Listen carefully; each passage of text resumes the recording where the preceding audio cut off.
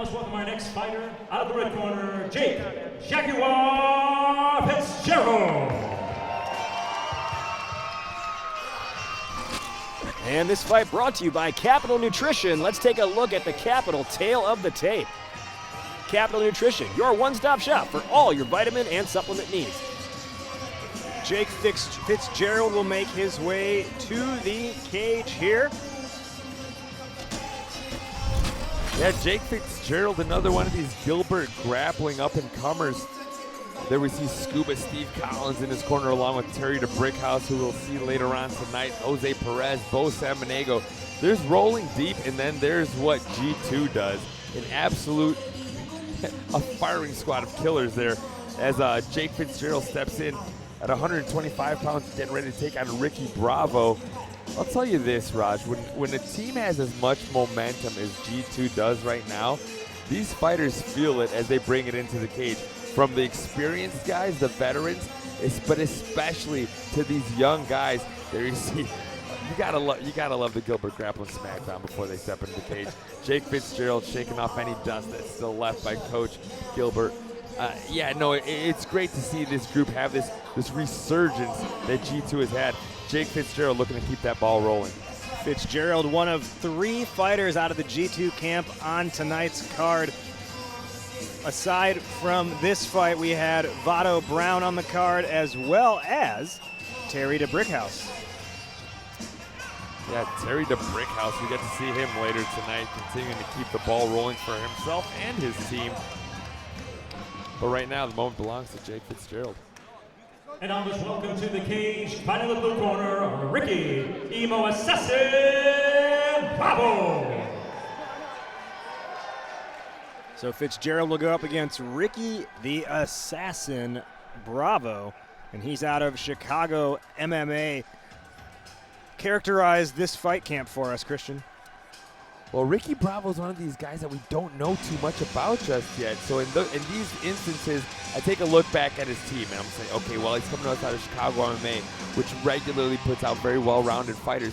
Ricky Bravo himself, though, he has not had a fight in a long time, so it'll be interesting to see if there's any rust, you know? And to take on somebody like Jake Fitzgerald out of Gilbert Grappling as a whole, they like to come out and put the pace on you early and never let up. So it's up to Ricky Bravo to kind of welcome that and see where he wants to take it. As we take a look at the tail of the tape, brought to you by Capital Nutrition. It's Jake Fitzgerald making his debut. Ricky Bravo trying to get his first victory in this 125-pound weight class bout. Christian, come back to that concept of the ring rust. Tell us about that. Well, it's kind of a matter of opinion, you know. Some fighters don't seem to believe in ring rust. They say, well, if I'm getting in the work in the gym, then I'm going to come out sharp. Others, you know, it's like we talked about. It's being under the bright lights. If you haven't done it before, if it's been a while, sometimes the moment can get the better of you. Oftentimes, you may feel yourself kind of sluggish out there. They're not firing on all cylinders. That can often be chalked up to ring rust. It can be, you know, maybe the strikes, they hit a little bit different in these moments, and suddenly it's not at all what you experience in the gym. And you have trouble firing and getting off the way that you want to. Some people say it's a thing, some don't. Ricky Bravo now gets a chance to show us if ring rust is a real thing for him. And you remember back at EFN 21, we had Eddie Wineland on the call with us, the UFC veteran. He gave his opinion on ring rust, and if you remember, he said that's not a thing. And if it is a thing, you're in trouble if you let it become a thing for you.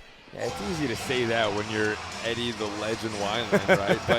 but no, he's absolutely right. You know, it's one of these things that's not necessarily tangible. You can't touch it, but it can exist between the ears of a fighter. So we'll see if that's the case for Ricky Bravo. We'll send it to Mike Vale inside the cage for the introductions. Let's get the action started. Our next bout is in the 125-pound weight division, scheduled for 3 3-minute rounds.